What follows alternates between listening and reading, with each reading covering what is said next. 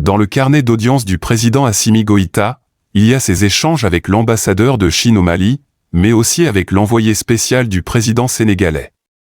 Le chef d'État malien a aussi reçu en audience des représentants de la Fédération africaine des associations de personnes de petite taille venus donc solliciter son soutien pour un plaidoyer auprès de ses homologues africains.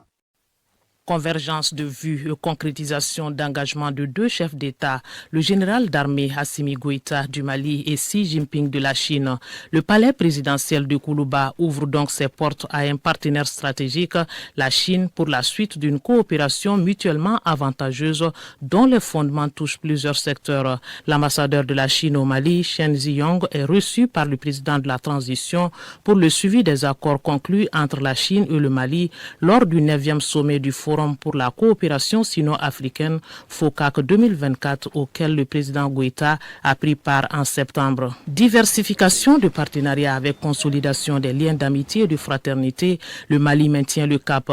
Le président de la transition accorde par la suite une entrevue à l'envoyé du président sénégalais Bassirou Diomaye Faye. Le professeur Abdoulaye Bathily, historien et homme politique plusieurs fois député et ministre, il a été nommé en juillet 2024 comme envoyé spécial du président sénégalais pour le Sahel. Le président Diomaye Faye a exprimé la volonté du Sénégal avec le Mali de chercher toutes les voies appropriées pour consolider les perspectives de l'unité régionale, de l'unité africaine, sur la base des intérêts de nos peuples qui aspirent à cette unité-là. C'est quelque chose qui est compris, entendu, accepté et même recherché par tout le monde.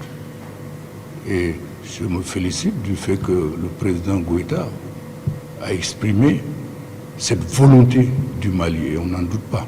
L'unité africaine avec plus de solidarité pour des défis communs. Les personnes de petite taille en font leur combat au quotidien. Au terme du Forum des personnes de petite taille 2e édition, elles sont venues solliciter le président de la transition pour un plaidoyer auprès de ses homologues africains pour la prise en compte des préoccupations des personnes vivant avec un handicap.